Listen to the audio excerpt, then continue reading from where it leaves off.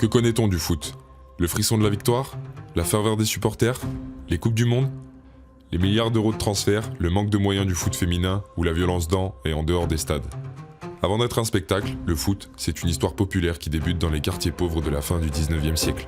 Il se pratique entre hommes comme son lointain ancêtre la Soule. On y joue dans la rue, mais aussi dans les universités. Si le foot a séduit la terre entière, au point d'être aujourd'hui l'événement le plus suivi du monde, c'est bien pour les émotions qu'il procure.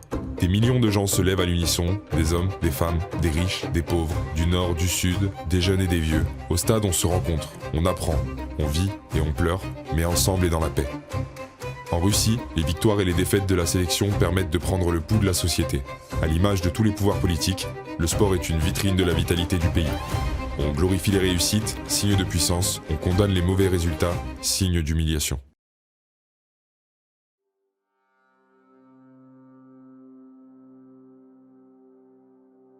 L'histoire russe est complexe. D'abord tsariste du XVIIe siècle à sa chute en 1917, le pays bascule dans le régime communiste après ça, jusqu'en 1991, puis subsiste aujourd'hui la Russie de Poutine.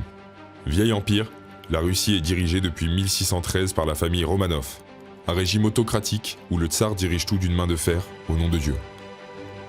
La vie pour ses habitants est âpre. Encore au 19e siècle, un tiers des habitants sont des serfs. Un statut proche de l'esclavage où les paysans sont enchaînés à leurs terres. Lorsque le pouvoir supprime ce statut en 1861, des millions de paysans perdent leurs repères. Ils ne possèdent que leurs bras pour travailler. Ils n'ont ni instruction, ni terre. Perdus, ils n'ont pas les moyens de survivre.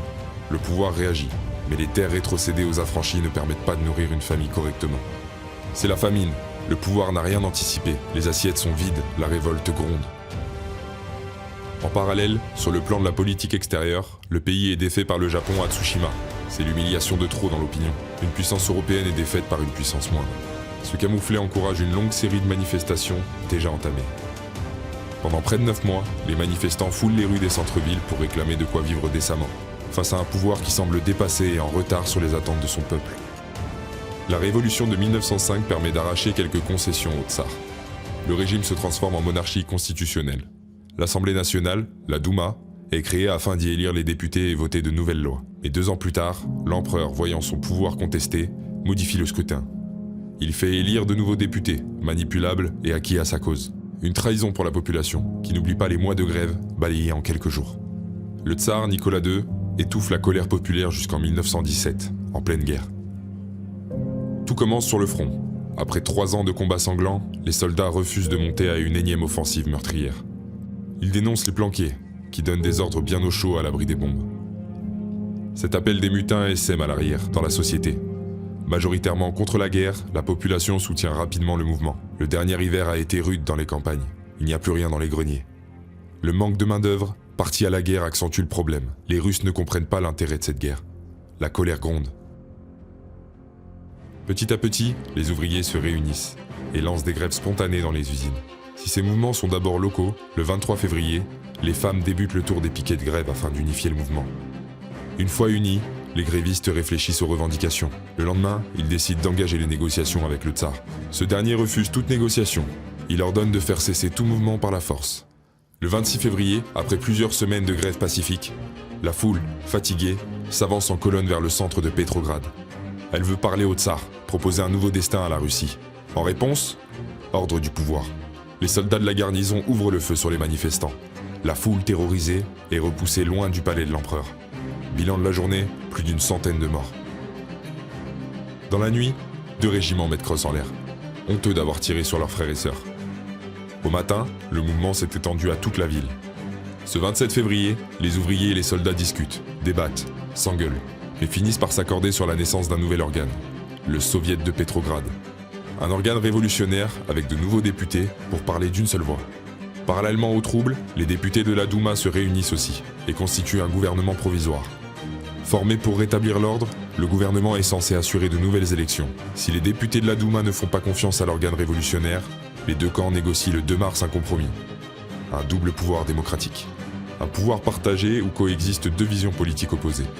Une, révolutionnaire, basée sur les revendications des manifestants, et l'autre, conservateur, conciliant avec l'ancien pouvoir. Mais une question demeure. Que fait-on du tsar et de sa famille toujours au pouvoir? Sous la pression de l'état-major et de ses proches, le 15 mars, le tsar abdique. Le lendemain, son frère Michel le refuse.